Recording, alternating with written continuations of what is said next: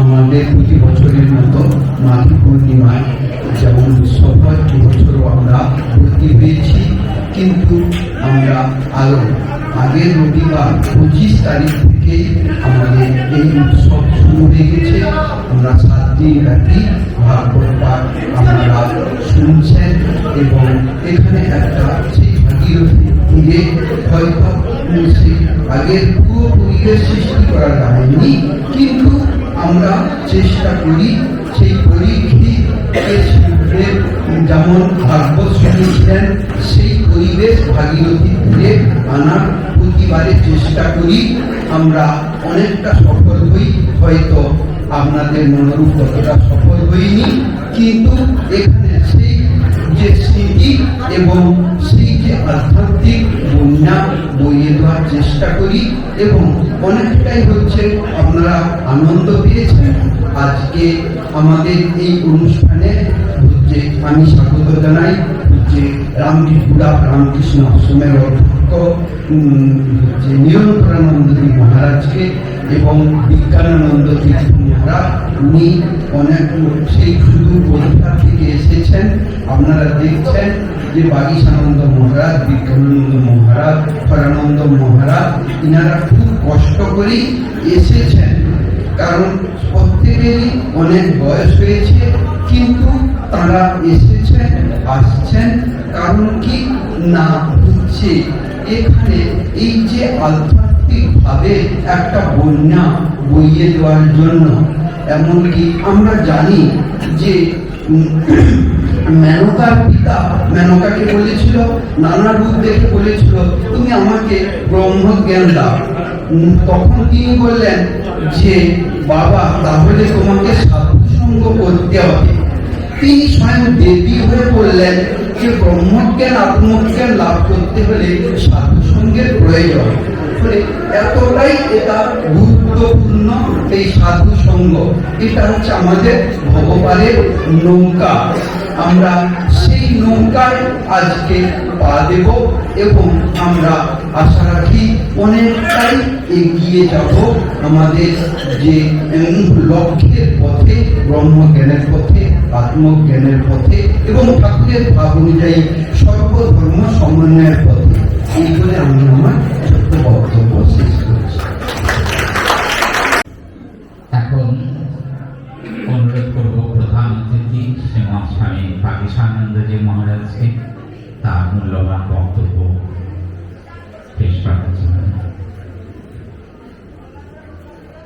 ওম পূর্ণমদঃ পূর্ণমিদং পূর্ণাৎ পূর্ণমুদচ্যতে পূর্ণস্য পূর্ণমাদায় পূর্ণমেবাবশিষ্যতে।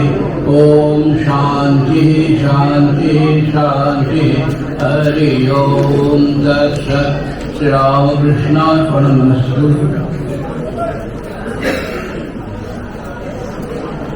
আজ মলাগড় শ্রীরামকৃষ্ণ বিবেকানন্দ সেবাশ্রমের দ্বাদশ বর্ষ প্রতিষ্ঠা বার্ষিকী মহোৎসব। এই মহোৎসবে আমরা সমবেত হয়েছি। এখানে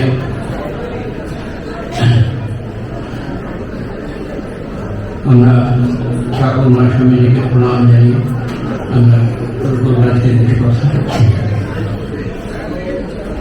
ওম জননীং শারদাং দেবীং রামকৃষ্ণং জগদ্গুরুং পাদপদ্মে তরস্বৈত্বা প্রণমামি গুরুং। নমস্তে যতিরাজায় বিবেকানন্দ সুরে সচির সুখ স্বরূপায় স্বামী তাপহারিণে। আজকে বিশেষ আমরা জানি যে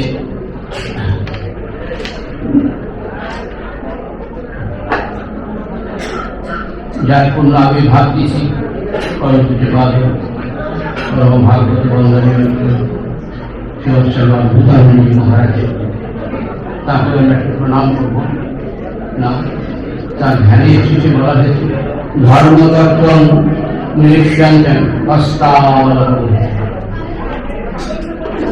নিরক্ষরবিক্ষর योगानाति पुरुषेव नमः त्वद्गुरुपादाय पश्चिमोत्तर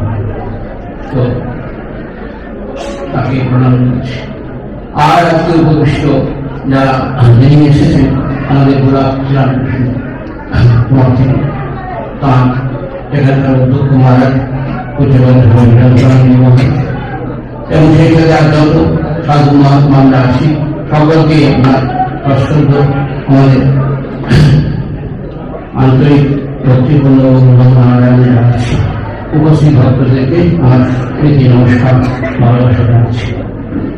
আজকে আমরা এই অনুষ্ঠানে আমরা প্রথমেই আমাদের যে ভাবনাটা আসবে সেটা হচ্ছে আমরা একটু যার নাম আছে নাট্য মহারাজের নাম পূর্ণ আবির্ভাব দিন। আজকের এই দিনটি অদ্ভুতভাবে আমাদের কাছে খুব তাৎপর্যপূর্ণ। কি নাম? মাঘী পূর্ণিমা। মাঘী পূর্ণিমা দুজন মহাপুরুষের আবির্ভাব। একটা হচ্ছে আমাদের ভগবান শ্রীরামকৃষ্ণের অন্তর্গত পার্ষদ শ্রীমৎ শ্রী অদ্ভুতানন্দজি মহারাজ, আর একজন হচ্ছেন ভারত সেবাশ্রম সংঘের প্রতিষ্ঠাতা পরম পূজ্যপাদ স্বামী প্রণবানন্দজি মহারাজ। তো এই দুজন মহাপুরুষের আজকে দিন পূর্ণ আবির্ভাব তিথি। তো যাই হোক, আমরা আজকে বিশেষ করে আজকে যার নামে তাকে স্মরণ করে আমাদের এই আজকের এই আশ্রমের প্রতিষ্ঠা উৎসব মহোৎসব, তার দু চারটি কথা বলে আমি একটু মনে দিই। সেটা হচ্ছে এখানে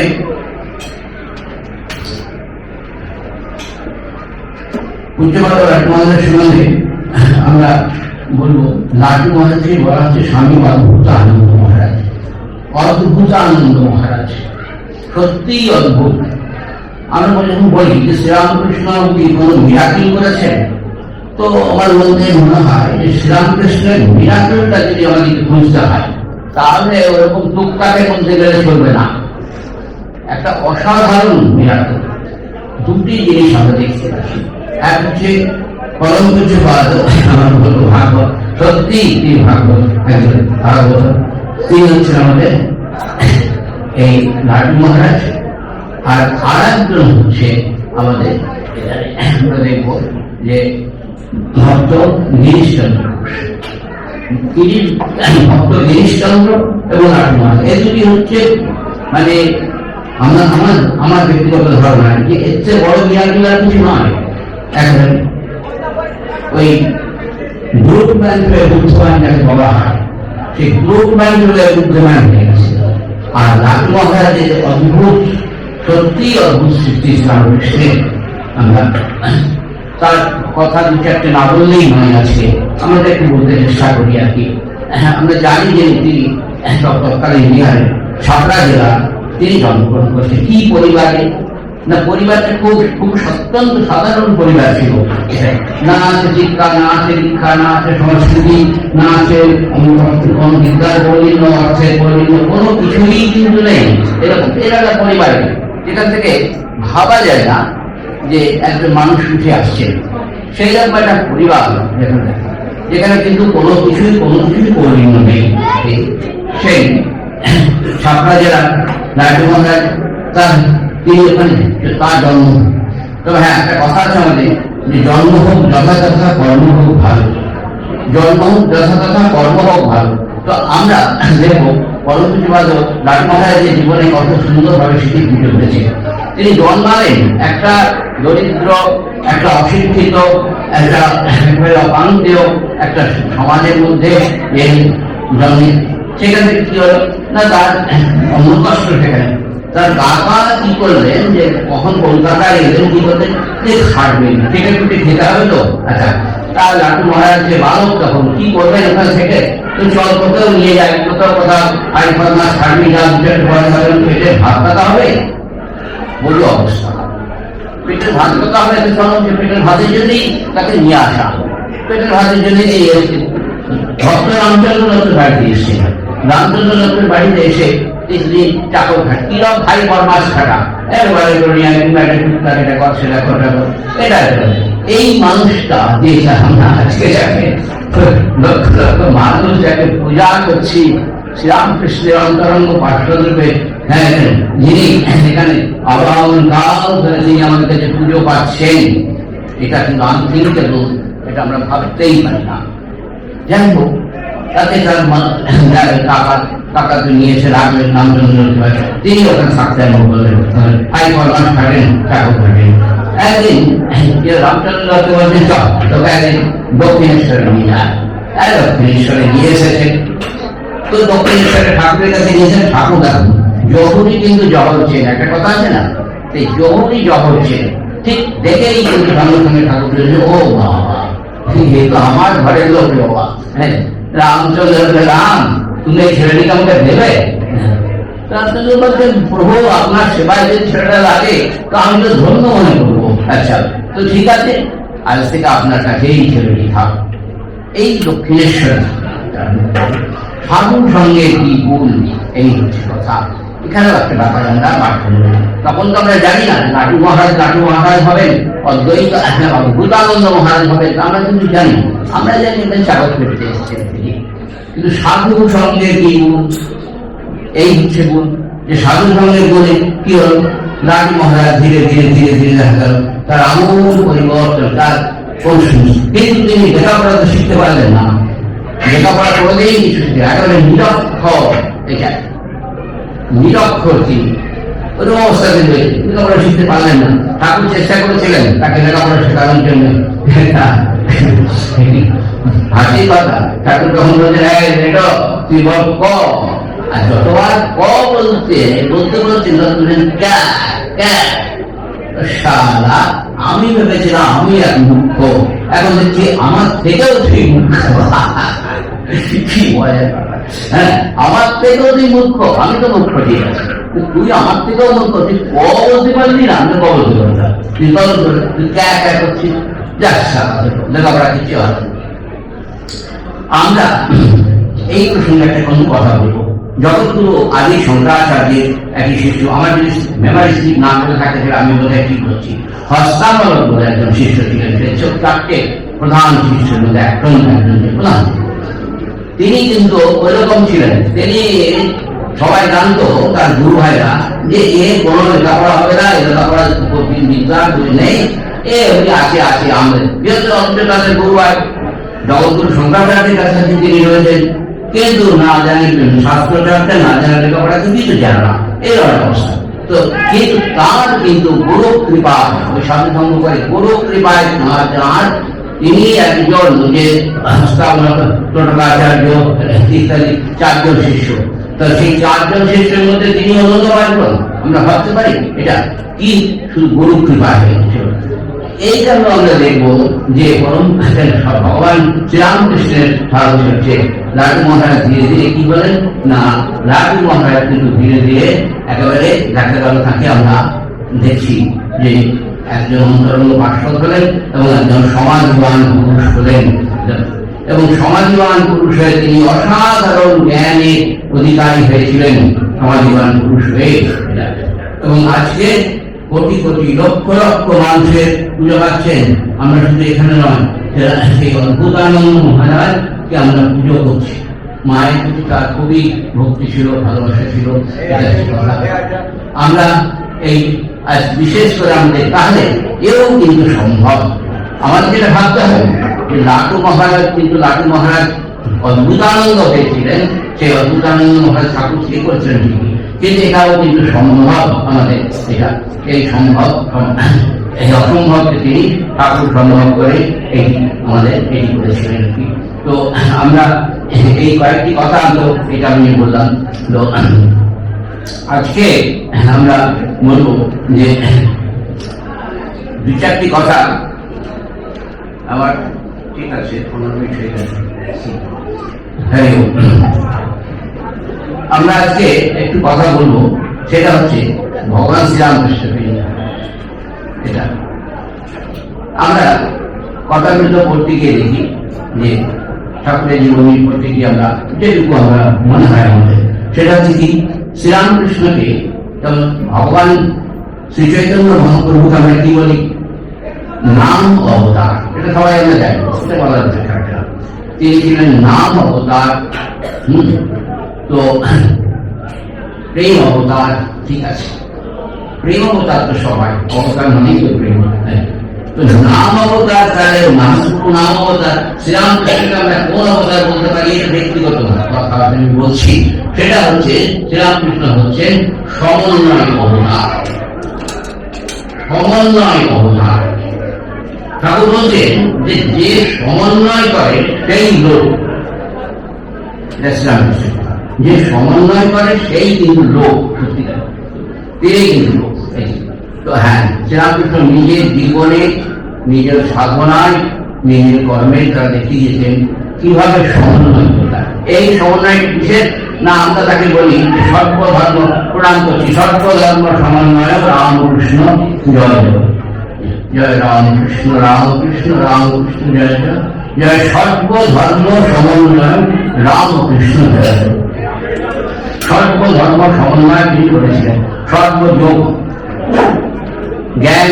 জ্ঞান যোগ, রাজযোগ, ভক্তিযোগ, কর্মযোগ, চারটি প্রধান ভগবদ্গীতায় আর যোগের কথা এই চারটি যোগে তিনি কিন্তু সমন্বয় করেছিলেন। এবং একটা অদ্ভুত সিদ্ধান্ত করলেন আমাদের কাছে তার সাধনার মধ্যে। সেটি কি না, যত মত তত পথ। সেটি ধর্মের যোগ, যোগে এই যে যোগের মধ্যে, এই চারটি যোগের মধ্যে কোথাও যে বিরোধ নেই, এটা তিনি কিন্তু দেখিয়ে গেলেন সুন্দরভাবে।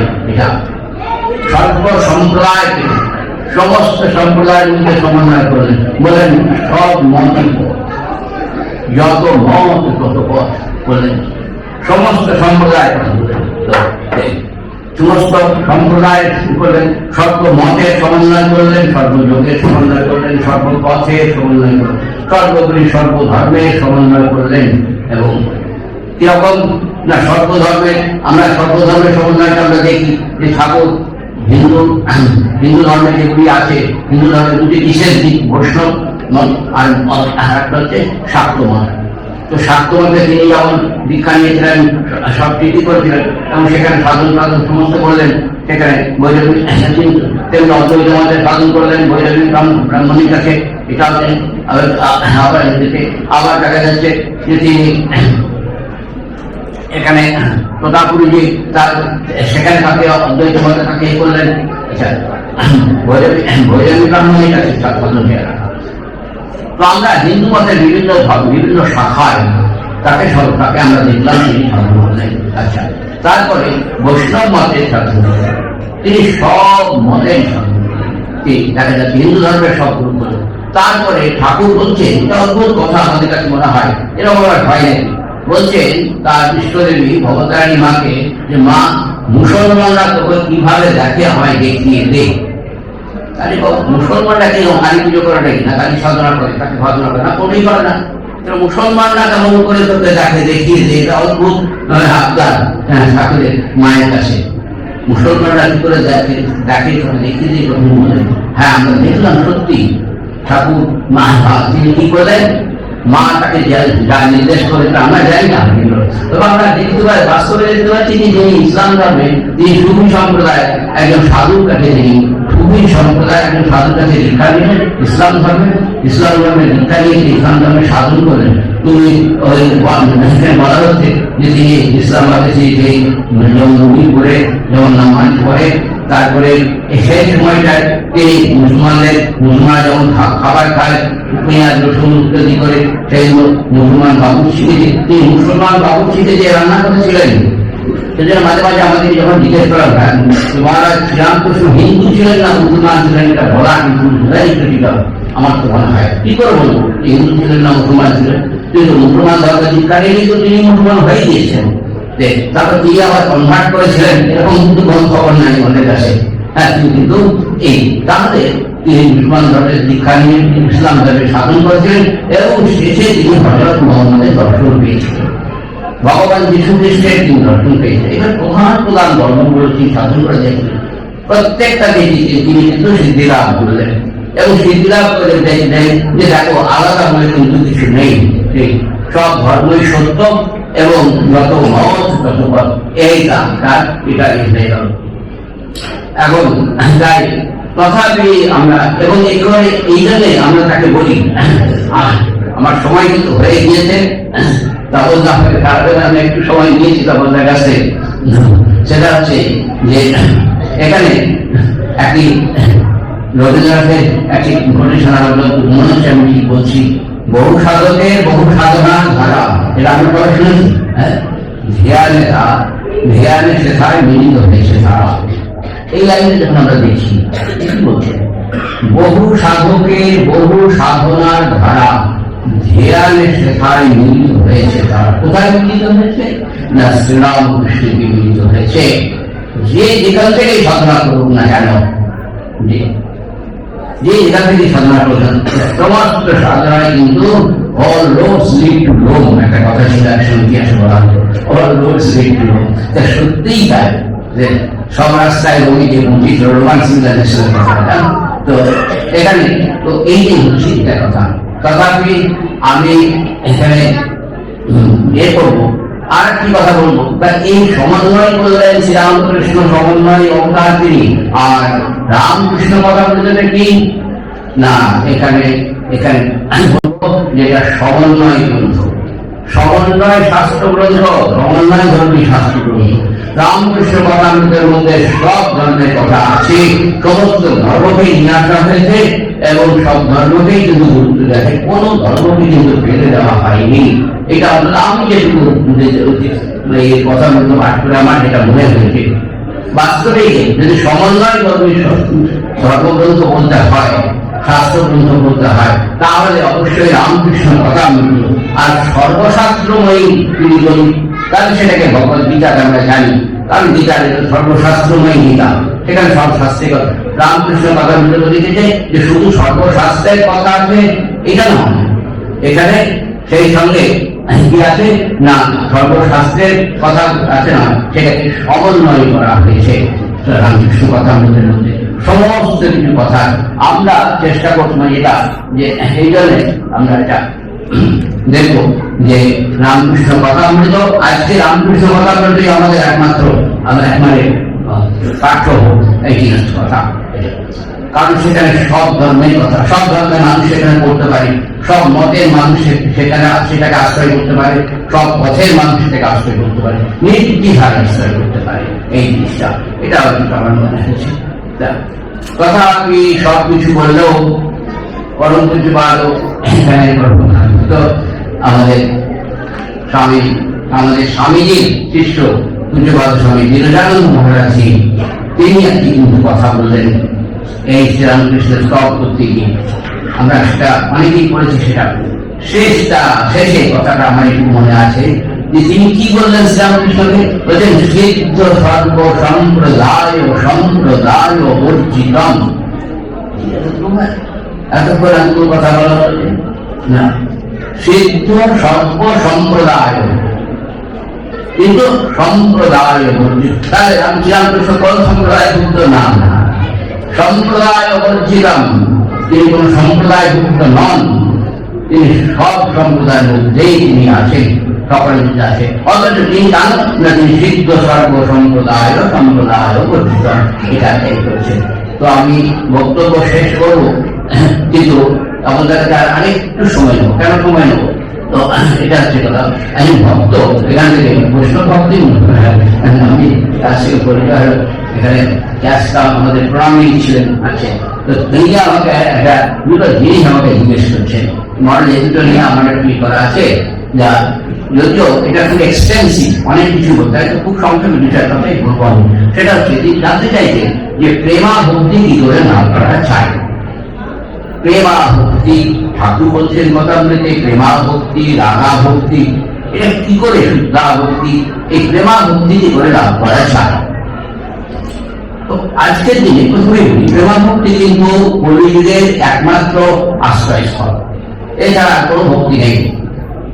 এই ভক্তি যোগ ছাড়া কলিতে অন্য যোগ নাই। শ্রীরামকৃষ্ণ একটা পয়েন্ট ব্ল্যাঙ্ক বলে দিয়েছেন, বারবার বলেছেন, আমরা করছি ভক্তিযোগ ছাড়া কোনো যোগ নেই, রাজযোগ নেই, ব্রহ্মযোগ নেই, জ্ঞানযোগ, কোনো যোগ নেই। একমাত্র ভক্তি যোগকে আশ্রয় করতে বলছেন শেষ পর্যন্ত, ভক্তি যোগকেই আশ্রয়। শ্রীরামকৃষ্ণ বারবার বলছেন কথাটা এই, তাকে ভালোবাসতে হবে, এটা কোথায় বারবার বলছেন। এবং তিনি স্বয়ং আমরা দেখছি কি করছেন না, তিনি মায়ের কাছে বলে আমি হাতে করে ফুল নিয়েছিলাম, হাতে করে ফুল নিয়ে কানিষ্ঠ দেবী মা ভবতারিণী চরণে দিচ্ছেন। দিদিকে কি বলছেন তিনি? তিনি বলছেন, মা এই নাও তোমার কর্ম, এই নাও তোমার অকর্ম, আমায় শুদ্ধা ভক্তি দাও। এই নাও তোমার জ্ঞান, এই নাও তোমার অজ্ঞান, আমায় শুদ্ধা ভক্তি দাও। সব কিছু তিনি এইভাবে তিনি সব মায়ের চরণে অর্পণ করে দিচ্ছেন। দিয়ে তিনি কি চাইলেন? একটাই জিনিস চাইলেন তিনি। শ্রীরামকৃষ্ণ মায়ের কাছে কোনো জিনিস চাইনি, তার তবু বলবো একটা জিনিস চেয়েছিলেন, সেটা হচ্ছে কি না শুদ্ধা ভক্তি, প্রেমা ভক্তি। এই প্রেমা ভক্তির কথায় আসছে। প্রেমা ভক্তির কথা আমরা আমাদের আসতে গেলে প্রথমে কিন্তু আমাদেরকে দাপট যুগে চলে যেতে হবে। তো বিজ্ঞানন্দ আছে, তারপর পাঠ করে তোমরা তো প্রতি বছরই শুনছো পাঠকারী বিজ্ঞানন্দের কাছে।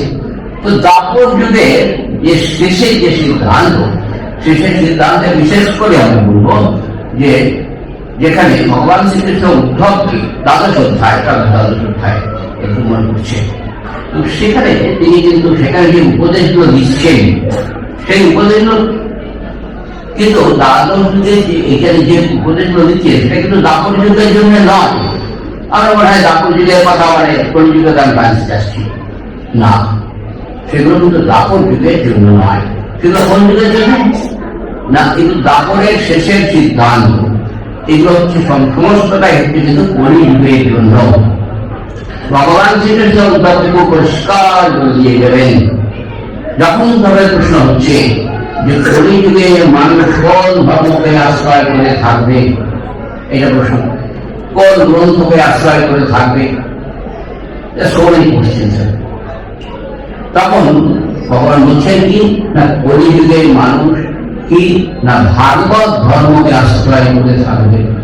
ভাগবত ধর্ম, ভাগবত ধর্ম হলো ধর্ম না, হিন্দু ধর্ম, ইসলাম ধর্ম, খ্রিস্টান ধর্ম, ভাগবত ধর্ম। হ্যাঁ, ভাগবত ধর্মকে আশ্রয় করে থাকবে। এই ভাগবত ধর্মের সুন্দর একটা ক্লারিফিকেশন, সুন্দর কিন্তু ভাগবতে বলা হয়েছে। ভাগবত ধর্মটা কি আছে? ভাগবত ধর্মটা আসলে কিছুই নয়, এটা হচ্ছে প্রেম ধর্ম। ভাগবত ধর্ম হচ্ছে প্রেম ধর্ম।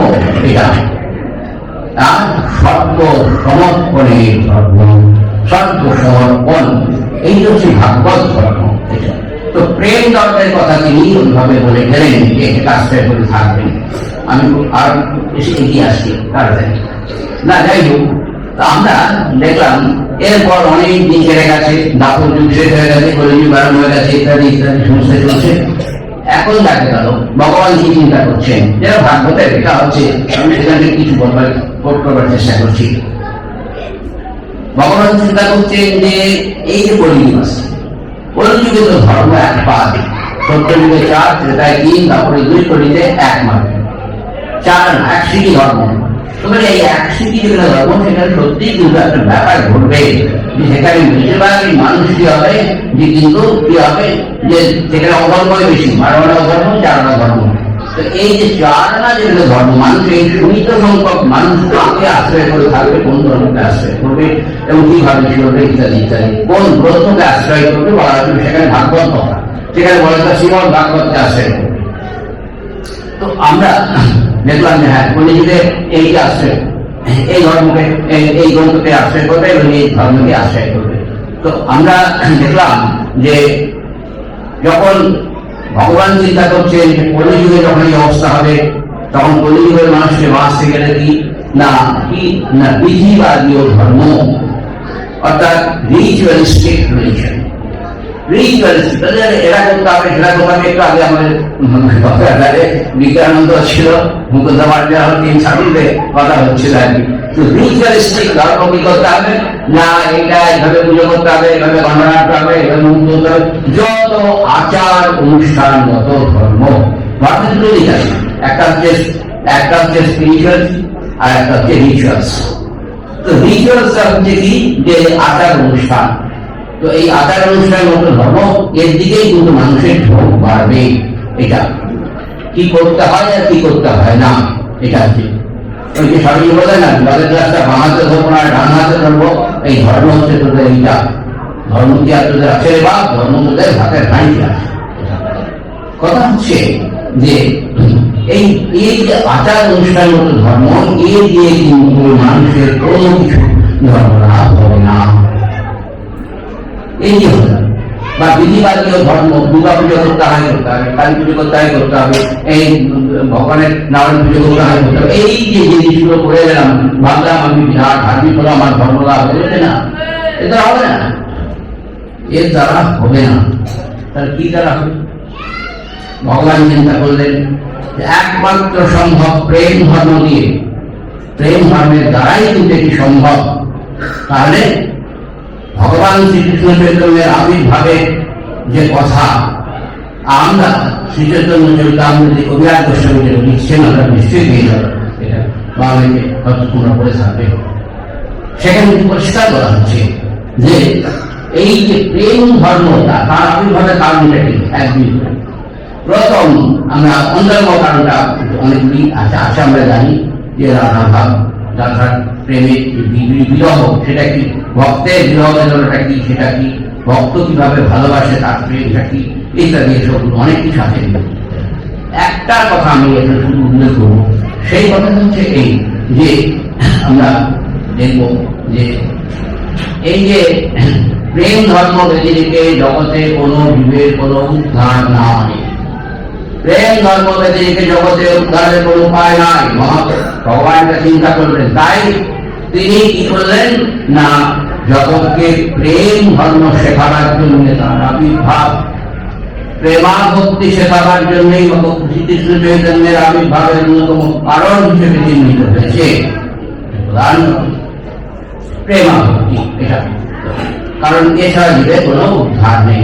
তাই মহাপ্রভু এলেন, মহাপ্রভু এসে কি করলেন না ওই প্রেমাভক্তির কথা বললেন। তুলসী কি করলেন? প্রেমাভক্তি, এখানে প্রেমাভক্তি করে লাভ করা যায় তিনি পরিষ্কার করলেন। এটাই কিন্তু শোনা, নাম ভজ নাম কিন্তু নাম কর সার যে নামে হয় সর্ববিদের উত্থান। নিত্যানন্দ মহাপ্রভু তিনি এই কথা বলছেন। আচ্ছা বেশ ঠিক আছে, নিত্যানন্দ মহাপ্রভু লেগে পড়লেন এই সমস্ত নাম প্রচারের জন্য। তো ভগবানের নামের মধ্যে দিয়ে ভগবানের নামের মাহাত্ম যে নামের নাম করতে করতে কি হবে, তার প্রতি তার নামে নাম করতে করতে নামে হবে রুচি, আর নামে যখন রুচি হবে তখন নামেই যা নাম আমরা করছি তাতে হবে প্রীতি। আচ্ছা তার রুচি থেকে প্রীতিতে আমাদের উত্তরণ হবে, রাস্তানিত হয়ে গেল।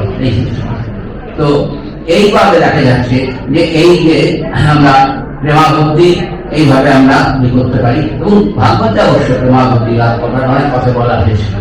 এই যে ঠাকুর যেমন বললেন এবং শ্রীরামকৃষ্ণ এসে সেইটাতেই কিন্তু শিলমোহর দিয়ে দিলেন, পরিষ্কার কথা, সেইটাতে তিনি শিলমোহর দিলেন। হ্যাঁ ঠিক, আজকে এই মহাপ্রভুর পরে যাঁদের আবির্ভাব হয়েছে প্রত্যেকেই কিন্তু এর বাইরে কেউ গিয়েছেন বলে আমার অন্তত ঠিক জানা নাই। আমি বলছি, আমি স্বীকার করেছি জানা নাই, কিন্তু আমরা দেখবো প্রায় প্রত্যেককেই, সেটা ভগবান শ্রীরামকৃষ্ণ তিনি এসে ওই দাবি বললেন যে কলিতে নাম মাত্র। মাসমশাই এসছেন শ্রীরামকৃষ্ণের কাছে দ্বিতীয় দর্শনে, যখন তিনি জিজ্ঞাসা করছেন যে ভগবানের ভক্তি কি করে হবে, ভগবানের মন কি করে হবে, ভক্তির উপায় ঠাকুর পরিষ্কার বলছেন যে এইভাবে ভক্তি হতে পারে কি না সদা সর্বদা তার নাম গুণগান করবে। এটা হচ্ছে কথা, এই হচ্ছে কথা। তো আমরা যাই হোক আরো অনেক কথা, এবং ওই বললেন কথাটা এইটাকে ভালোবাসতে হবে, আর এই ভালোবাসাটার জন্য কি নবধা ভক্তির কথা বলা হয়েছে ভাগবতে, আমরা এটা সবাই জানি। প্রথম কথা যে কোনো একটা ভাগকে আশ্রয় করতে হবে, ঠাকুর বললেন একটা সম্পর্ক পাঠিয়ে নাও তার সঙ্গে। কিসের সম্পর্ক? 5টা ভাবের কথা, আরো অনেক ভাব কিন্তু রয়েছে সেটা, কিন্তু মুখ্যত আমরা 5টা ভাবের কথা আমরা যেটুকু পেয়ে যাচ্ছি। সেটি কি হচ্ছে যে শান্ত, দাস্য, বাৎসল্য, সখ্য, মধু। আমরা সবাই জানি শান্ত, দাস্য, বাৎসল্য, সখ্য, মধু, এই 5টি ভাবের তুমি যে কোনো একটা ভাবতে আশ্রয় করে ভগবানের সঙ্গে একটা সম্পর্ক পাঠিয়ে নাও। ঠাকুর বলছে সম্পর্ক পাঠিয়ে নিয়ে আমরা কি করবো, এইবার তুমি সাধন করো। এটি বলা হয় যে ভাব ভক্তি। এরপরে বলা হলো ক্রিয়া ভক্তি। ক্রিয়া ভক্তি কোনটা নয়, সেখানে বলা হচ্ছে যেখানে বলা হচ্ছে শ্রবণং, কীর্তনং, বন্দনং, সক্ষম, অর্চনং, তারপরে সংস্থা এগুলো সর্বন করছে না। শেষে গিয়ে কি বলা হলো না আত্মনিবেদনম। আত্মনিবেদন শেষে শেষটা হচ্ছে কি, নবধারতির শেষ কথা হচ্ছে আত্মনিবেদন। যে কথাটা আমরা দেখব যে ভাগবত ধর্ম কি, এই একটাই যদি উত্তর হয় তাহলে বলবো যে ভগবানের সর্বসমর্পণ। তো এইভাবে কিন্তু এটা যে কোনো একটা দাস্য ভাগ হোক, বাস্তল্য ভাগ হোক, সখ্য ভাগ হোক, এখানে এটা ভগবানের নাম শুধু শ্রবণ করো তাতেও তোমার হবে, কীর্তন করো তাতেও তোমার হবে। তো এইভাবে কি হবে, এইভাবেই কিন্তু ভক্তি লাভ হবে, এটা হবে। এটা সুতরাং আমি চেষ্টা করলাম আমার সাধ্য মতো ওইটুকু বলবার আর কি। তো আর একটা কথা বলে আমি শেষ করে দিই যে শ্রীকৃষ্ণকে সর্বশাস্ত্রে ভগবান বলা হয়েছে। এটা শ্রীকৃষ্ণকে একটা প্রশ্ন করা হয়েছে, তা ওনার কনফিউশন কেউ বলছে ভগবান বিষ্ণু হচ্ছে প্রধান, কেউ বলছে কৃষ্ণ হচ্ছে প্রধান। না, এইগুলো ভগবান বিষ্ণু বলে কেউ আছেন কি না? বিষ্ণু শব্দের অর্থ কি? আমরা বলছি সর্বং বিষ্ণুময় জগৎ। বিষ্ণু সর্বদার অর্থ হচ্ছে ব্যাপনশীলতা, সর্ব ক্ষেত্রে যিনি মানে ব্যাপ্ত হয়ে রয়েছেন। এটা আমি বলছেন ব্রহ্ম হতে কীট পরমাণু সর্বভূতে সেই প্রেমময়। এই প্রেমময়টা কি? ইনি বিষ্ণু। উপনিষদে এটাকেই বলা হচ্ছে, উপনিষদের মধ্যে এটাই বলা হচ্ছে ঈশাবাস্যমিদং সর্বং ইয়াত্কিঞ্চ জগৎ। তাহলে কথা হচ্ছে প্রকৃতপক্ষে কৃষ্ণ বিষ্ণু এসব বলে কোনো কিছু নাই। বিষ্ণু বলে আমাদের কেউ, তিনি যে নামে ডাকে একই, কিন্তু এটা যার যাকে বিশ্বাস, যার যাকে যে নামে ডাকতে তাকে ভালো লাগে আমরা সেটাকেই ডাকবো। কিন্তু এই নিয়ে মানে কোন তর্ক করা, এটা আমার মনে হয় যে এটা কিন্তু মোটেই কিন্তু বুদ্ধিমানের কাজ নয়। আমার বিশ্বাসে আমি, কারণ তিনি বিষ্ণু, তিনি মানে কৃষ্ণ, এই সমস্ত হচ্ছে কথা। তো যাই হোক, তো এবং কৃষ্ণকে সর্বশাস্ত্রে বলেছেন। এখন আমরা কৃষ্ণস্তু ভগবান স্বয়ং, এটা ব্যাসদেব বলেছেন ভাগবতে অবশ্য, এই যে কলাহা পুংসহ কৃষ্ণস্তু ভগবান স্বয়ং, এটা তো এটা তিনি বলেছেন বটে ঠিকই, যে তিনি ব্যাস বলছেন যে অন্যান্য অবতার যারা এসেছেন ইতিপূর্বে সেগুলো অংশ বা কলা, কিন্তু ভগবান শ্রীকৃষ্ণই কৃষ্ণ অবতারে যখন ভগবান এসেছেন তো তিনি হচ্ছেন কি না পূর্ণরূপে প্রকাশ আছেন তিনি। যাই এটা অতএব এটা নিয়ে কোনো বিতর্ক কোনো কিছু নেই। আমি শেষ করবো, অনেক আমি সময় নিয়ে নিয়েছি। যাই হোক, আমি এটি শেষ করি। সবাই ভালো থাকবে, সবাই আনন্দে থাকবে। সর্বে ভবন্তু সুখিনঃ, সর্বে সকলে সুখী হোক, সর্বে সন্তু নিরাময়া, সকলে নিরাময় নিরোগ হোক, সর্বে ভদ্রাণী পশ্যন্তু, সকলে সেই সত্যকে দর্শন করুক। মা পশ্চিম দুঃখ ভাগ্য হবে, কেউ যেন কখনো দুঃখ না হয়। ওম শান্তি শান্তি শান্তি। ওম নিরঞ্জনং নিত্যমানন্দরূপং ভক্তানুপম পাদ্রীতবিগ্রহং বৈ ঈশাবতারং পরমেশ্বরীজ্ঞং तं রামকৃষ্ণং শিরসা নমামি। মহারাজকে আমাদের প্রণাম এবং শ্রদ্ধা জানাই, তিনি মূল্যবান বক্তব্য পেশ করলেন।